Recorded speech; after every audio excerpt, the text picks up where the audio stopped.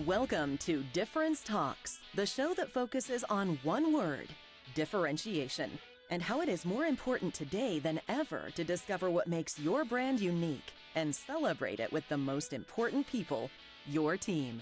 In each episode, we meet people who've had the courage to stand up and stand out, sometimes against great odds. In a world of copies, conformity, and commodities, uniqueness speaks volumes. Difference Talks.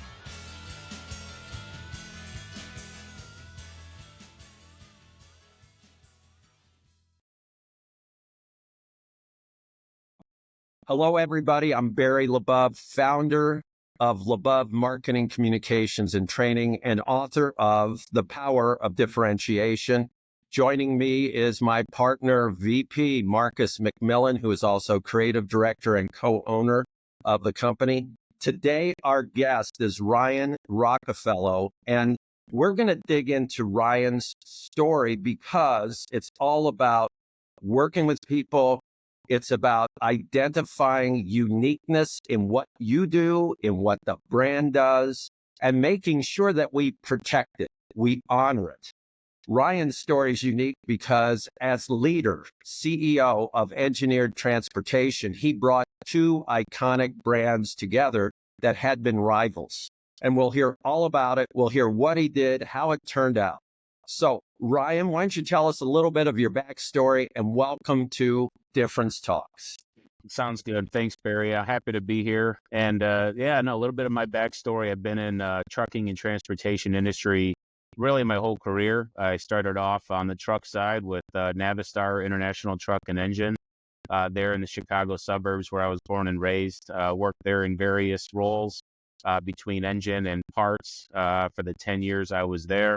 Had an opportunity to leave that world and come and join American Industrial Partners to run the Kalen Cyber division of N-Trans International, which is a heavy haul lowboy company. In 2012, I did that for 3 years, moved over to Vice President of Sales and Marketing for Highland Polar in 2015, which is where the merger of rivals side comes in that I look forward to talking about here today. Was in that role for roughly 5 years through that transition.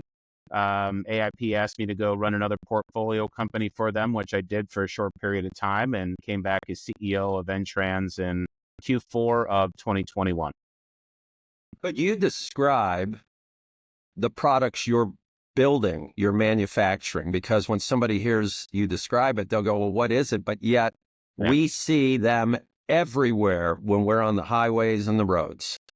Yeah, you do. Yeah. So roughly 75% of N-Trans revenue each year is from tank trailers or tanker trailers. These are aluminum and stainless steel tank trailers that you see going up and down the roads and highways every single day, hauling anything from fuel, such as gasoline and diesel, to food products, such as syrups, chocolates, whiskeys, wine, milk, orange juice, to dry products as well, such as flour and sugar as well that's being hauled there, dry bulk and plastic pellets, commodity types such as sand, cement, and aggregates. And then on the stainless steel side, you also have chemicals, which is actually the largest segment of tank trailers that we have. There's roughly 10,000 to 12,000 total tanker trailers built every single year to service the North American market. And I'm proud to say that N-Trans commands 50% of that entire space in any given year, really across the board. We are very deep in our breadth of product offerings. We've got some great competitors out there, but many of them are focused in one vertical, whether one aluminum, one stainless. Between Highland Polar, combination of those two brands, of those two product lines, we could service every element of the tanker trailer space in every single product vertical that's there, which really makes us a powerhouse. In addition, and coupling that with our unmatched capacity and plant footprint that we have in North America as well. The other two pillars of our business are heavy haul. You mentioned Kalen Cyber, that's in Gatesville, Texas. Those are lowboy heavy haul trailers. They are hauling yellow iron, heavy construction equipment. Primarily, there's also a towing and transportation element. That's more carbon steel whereas on our tanker plants, it's aluminum and stainless, mostly carbon. There in Gatesville at Kalen Cybert, and rounding out the portfolio of N-Trans is Jarco. It's an integrated LPG bobtail and MC331 transport company that's hauling compressed propane up and down the roads every single day. And again, the two brands within the tank space are Heil Trailer and Polar Tank Trailer. So Heil Trailer's been around since 1901 and Polar Tank since 1956. So you're taking not only the two industry leading brands, but the two brands with the most heritage within the entire tanker trailer space in the world as well. Yeah, that's gotta be interesting to bring those two together. I think, Barry, you've alluded to that. What are some of those challenges, maybe, Ryan, of bringing those two, century old, half a century old, now obviously longer, but I don't know how long the podcast is here, but no, I mean, really going back to the beginning on this, any merger of rivals is going to come with its level of complexity. And when you take it in this niche market that we're in tanker trailers, number one and number two, in bringing them all together, you're bringing more than just the brands together.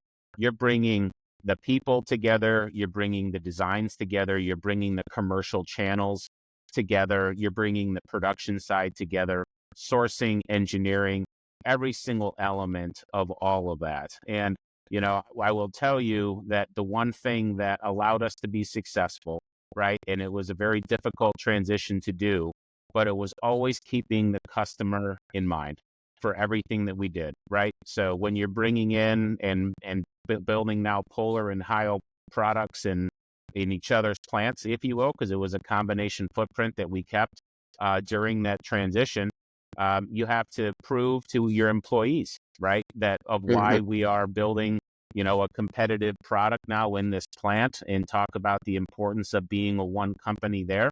And then when it comes to engineering and design and sourcing, right, there's always lots of pressures to commonize and to standardize as much as you can.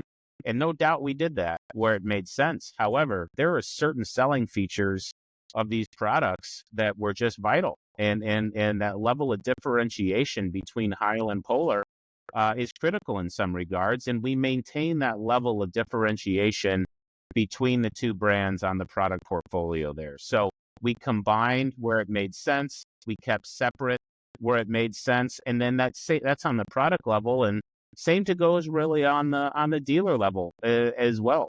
Same thing. The majority of our dealers remained either a Heil only or a Polar only. However, we did merge some dealers together to create dealers that sell both Heil and Polar products.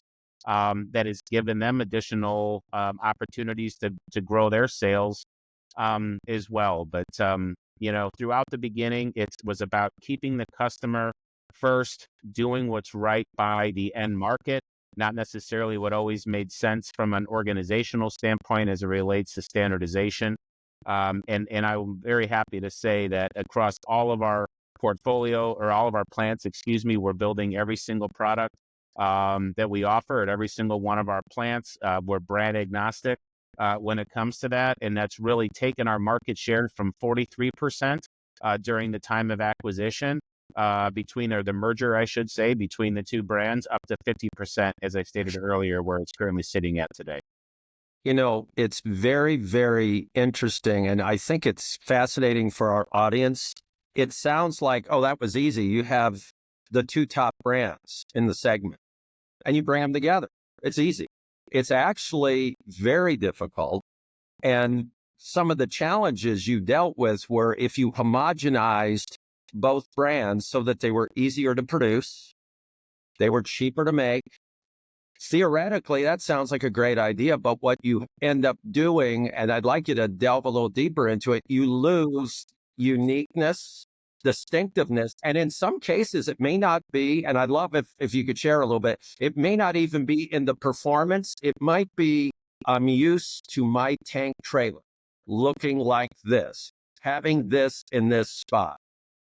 Yeah, I mean, brand identity is key, right? And especially when you're talking about the established brands between Heil and Polar, right? And there's, again, a petroleum tank trailer, a 9,200 gallon petroleum tank trailer between a Heil and a Polar. There's fundamental differences of how those trailers are constructed, right? And without going into too much detail, the Heil is an open top design where the baffles and the heads are dropped in, and the shell goes around those and welded up. Whereas the Polar is more of a stuff tank where the shell is completely welded across the whole barrel itself, and the heads and baffles are actually stuffed within the tank. And in talking with dealers and in talking to sales reps and people that have been selling both versions of that product their whole career, they both told you that there's rhyme and reason for why one's better than the other. Now, from a manufacturing standpoint, we would have loved to standardize in one way, right? That would have been the best case for us to be able to do that. But instead of taking that route, we listened to the customers. We kept the strategic advantages to each of those products of where they're at, even though they both haul 9,200 gallons, right? There's a durability question. There's an unload and loading time question that went into that. We listened to the customer and instead went back and challenged the business and the manufacturing side of the business to figure out a way to make this work. And we absolutely did that.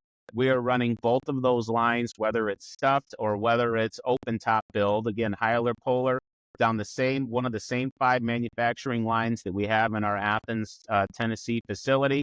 And both the efficiencies are in the 95 to 100% level. So out in there. So we were able to check the box, keep our customer base happy, keep those key selling features that make a Heil and a Polar a Polar, but also get just as efficient on the back end. And again, I talked in the beginning about putting the customer first and being customer-centric. That was critical in that decision. That's just one example. AIP is an incredible firm. I think they're the best PE firm, private equity firm in the world. They tackled acquiring Heil, and one of the challenges, Marcus, you had to deal with was the long time, much loved Heil logo had to be changed.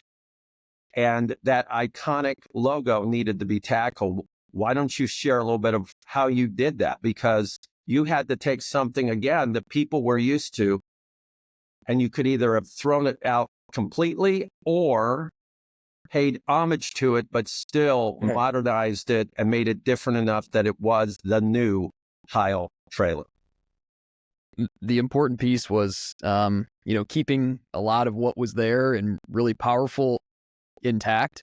And we've said this many times on the show for other situations. It's not always what you get rid of, it's what you keep, and vice versa too. It's not always what you keep, it's what you get rid of, and I think what was important in that design, and Ryan, you were part of that too, is what we kept and what we kept intact there, but also the improvements that we made to make sure that it felt modern and contemporary and just a few steps of a departure from the original, because we didn't want anybody to go, wait a minute, that looks just like, but we also wanted people to go, wait a minute, that kind of looks like, and I like it because of that. So it's sort of a blending of those two mentalities, I guess, on that brand. And some of those are kind of tricky. It's like we said, the easy thing is like, let's throw that in the trash and let's start completely new. The hard thing is how do you kind of blend those elements together? And again, kind of speak to both sides of, yes, it's new, but it's also got some, brand equity in that logo that stays intact. Yeah, for sure. I mean, and you nailed it. We talked about it. It's, it's not just you don't want to ever lose the heritage, right? Because there's a lot of pride there, not just internally with your own internal stakeholders, but externally with your customer base and your dealers that have been repping these products for over 60 or 70 years. But also, where are we going with it? And I think that you guys did a great job in the application, not just on a page or a website, but, more importantly on the trailer itself, I think turned out really well. We talked about how you and the leadership team really focused on, okay, the dealers and what do they need? And let's really protect the uniqueness of these two brands. We're going to come back and we're going to talk about how did you rally people around it when many of them had spent decades of their lives competing against each other. So we'll be right back. Thank you for listening and or watching Difference Talk. You're listening to the Difference Talks podcast. Difference Talks is brought to you by LeBeau Marketing Communications and Training. LeBeau focuses on one word: differentiation. In fact, we wrote the book on it, called The Power of Differentiation. Our goal is to inspire 1 million people with this message, helping brands win hearts, minds, and market share. Discover more at LeBeau.com. Welcome back to Difference Talks. We are with Ryan Rockafellow, CEO of Engineered Transportation. We've been talking about how do you honor unique brands when they're under one umbrella? Do you homogenize them, or do you truly allow their distinctiveness to shine through? You are now leading the largest organization in the world producing these products. What is your approach? How are you doing it? And what are the results you're seeing now that you've tackled this? I appreciate the opportunity to answer that question. And really the biggest thing that I've done and what's driven this business to have 3 record-breaking years, the 3 strongest years in the history of this company, has been to build a team here that we have of staff that has grown up, if you will, through the tank trailer industry. I think the average tenure of the employee that we have on my staff is 23 years that is there. And this is a high-performing team that we hold ourselves accountable. And nobody wants to be the weakest link in it. We all strive and pride ourselves in building and having the best team within the organization, whether that's, at the plant operating level, or, whether it's at the sourcing level or the finance level even, or wherever that might be. But the team that we have established here at Entrans, and the ability to not only surround myself with unbelievable leaders, but for them to surround themselves with unbelievable leaders and people throughout this organization, has really propelled us to the next level here. We talked a lot about the brand and the product, and again, the footprint of our plants, which are all key, of course, right? We got to do what we said we're going to do, but the leadership team that we have here, I'd put up against any leadership team in the country right now. See, I love that pride. In our book, which is The Power of Differentiation, the subtitle is Win Hearts, Minds, and Market Share. And you cannot win market share without winning the hearts and minds of your people. You can have a great product, and if people don't buy in, you're wasting your energy and you're wasting their energy. Tell us how you tackled having 2 rivals brought underneath your umbrella, where, and I'll paint a picture for the audience, in many cases, the individuals who were selling one brand or the other competed against each other for decades. Now they're part of one big family. How did you deal with it? How did you unify them? What was your secret behind doing this? I'll start internal first, right? So let's talk about our own internal employees, right? Even at the plant level for that, where I've been building a Heil product, or I've been building a Polar product my whole career. Now here comes another brand that I've been kind of programmed to think is less superior, or, why would I want to do that? Like everything else, communication is key, right? Not only at an executive staff level, but at a plant level as well, right? And so what we did there was just to explain the opportunity that we have to grow our market share, which means more trailers per day, which means more employees, which means more opportunities to grow, both as a company, but as a person overall, right? The bigger the company is, the more opportunities for growth and expansion there are at the employee level, right? Here's what we would be without it. Here's what we are as a combined entity. Here's what it means as a company, and here's what it means to you, right? And that absolutely took some time to be able to work that through there. But it worked. And right now, it doesn't matter what plant you walk in, you'll see Entrans gear. You'll see a guy wearing a polo hat next to a guy wearing a Heil hat. You'll see a guy with Heil and Polar on his hat, right? And so it is truly a one company mindset between those 2 brands. And then the other side of it too, and one of the biggest heavy lifts was the sales side, right? I'm talking about the RSM, the regional sales managers, the internal sales network, because Polar had a network and Heil had a network, right? So bringing these in, right? So how do you consolidate that?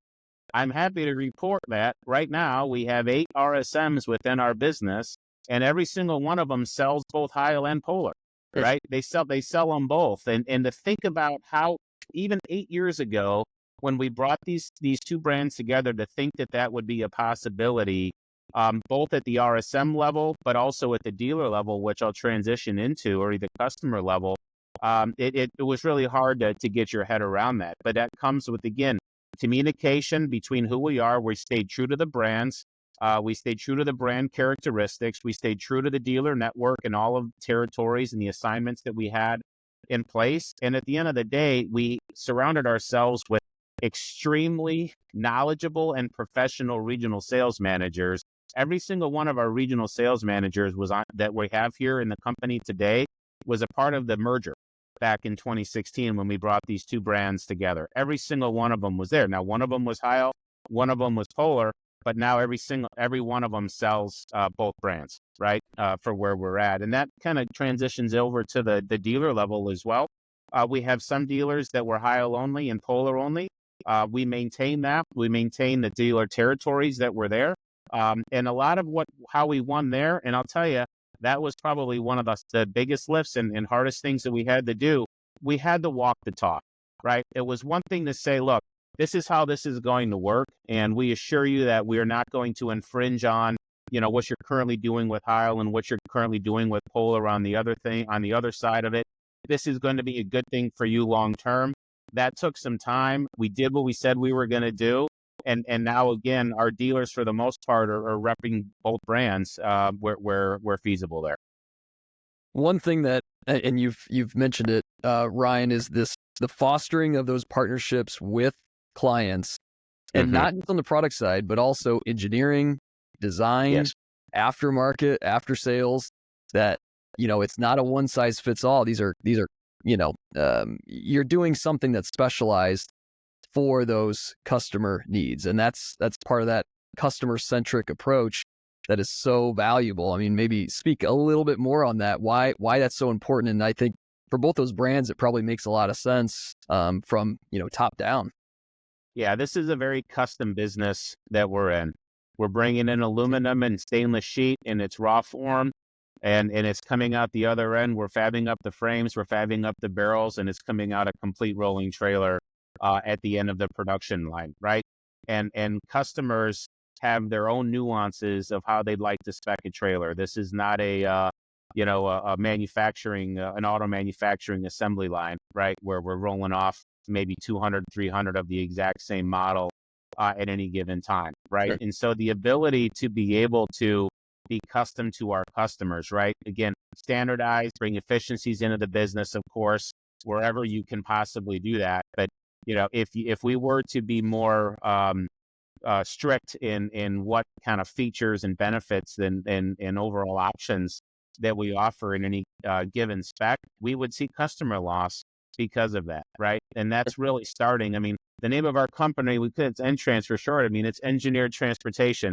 It is a very highly engineered product that we are building, right? Very custom, very highly engineered, and the engineering acumen of the kind of combination of the Heil and Polar brands combined is by far at the top of the industry. And again, our market share position shows that. The fact that we offer every single type of product, the overall breadth of products, as I stated earlier, states that as well.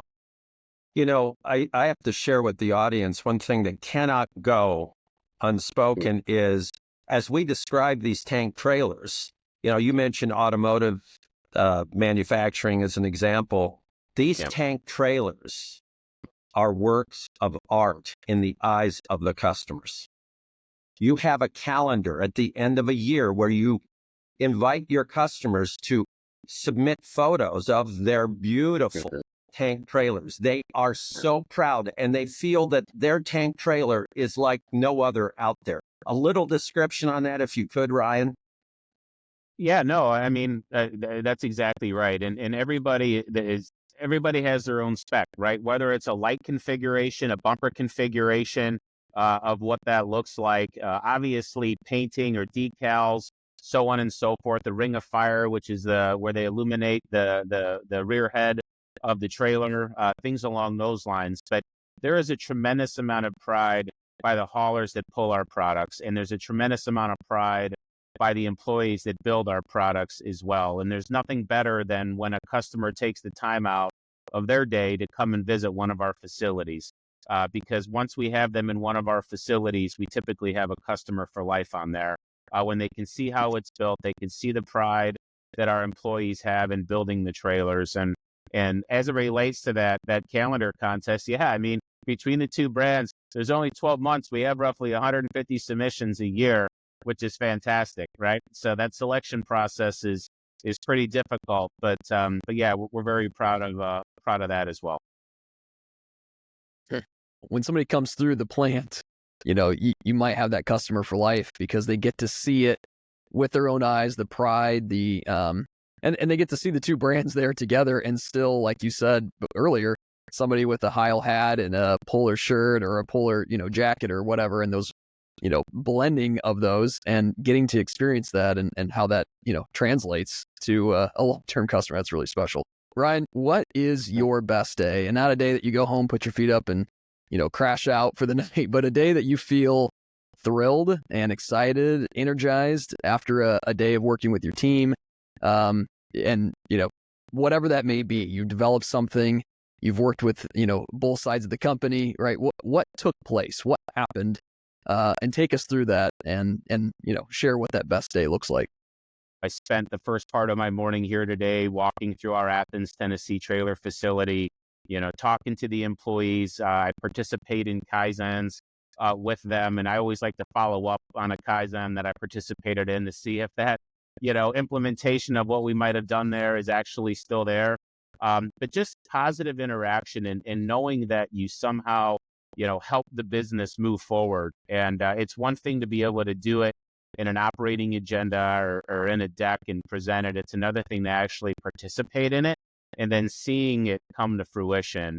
That for me, there's really nothing better. Is just that is the interaction with the employees. And then on the other side of it, the interaction with customers, right? And being able to talk and speak to customers about how far we've come as a business and how far we've come in as an organization to being the customer-centric organization that we're at today, to hear how our products are helping them, increase their payload and earn them more per mile on every single load that they have on either a Heil or a Polar tank, right? And then just talk about the successes and the wins that they have had. We really had together in this. In trucking and transportation, it's not always pretty, right? And especially in custom fabrication and manufacturing, there are always going to be issues. Always are going to be issues, right? And it's how you as a company deal with it together with your customer base, how you overcome that. And that also makes sure that you got the best best chance again of keeping that customer for life, as I mentioned, which is always our goal. So whether it's interacting internally and seeing the positive impacts there, or interacting externally and seeing the positive impacts that not just me, but just the team and who we are as a company, has made on this business and in this niche segment that we play in, that's by far my best day. It's leadership and people that have helped you. And now, where you're seated, kind of at the top there, and it's the people that are in and around, and it's those conversations and those interactions that really fuel your best day. I think that's really powerful. Mark has nailed it. It is about people, and it's giving people a sense of significance as you're walking through and you're talking to them and you're proud of the work they're doing. It's giving people significance as you're talking to the customer. They're actually being listened to. They're actually being considered. It's significance when you're talking to the dealer.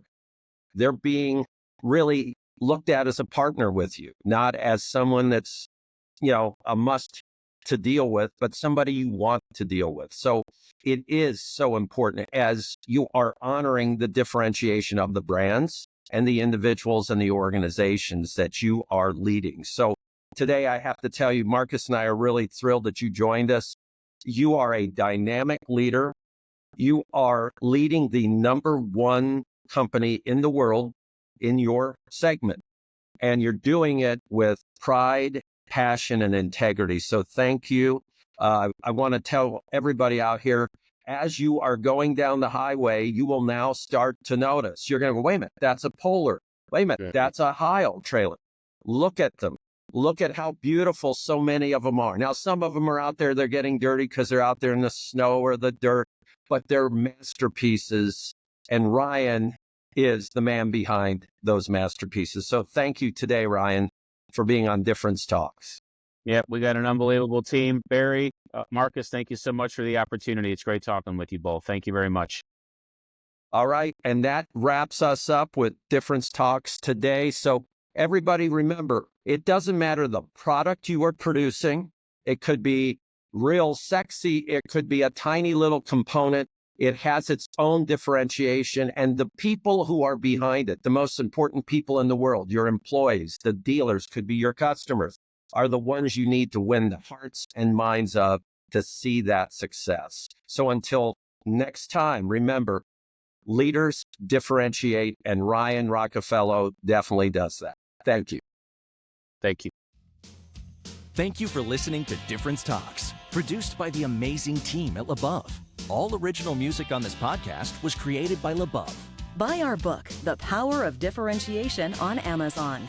Have a question for the Difference Talks team? Email us at differencetalks@labeouf.com.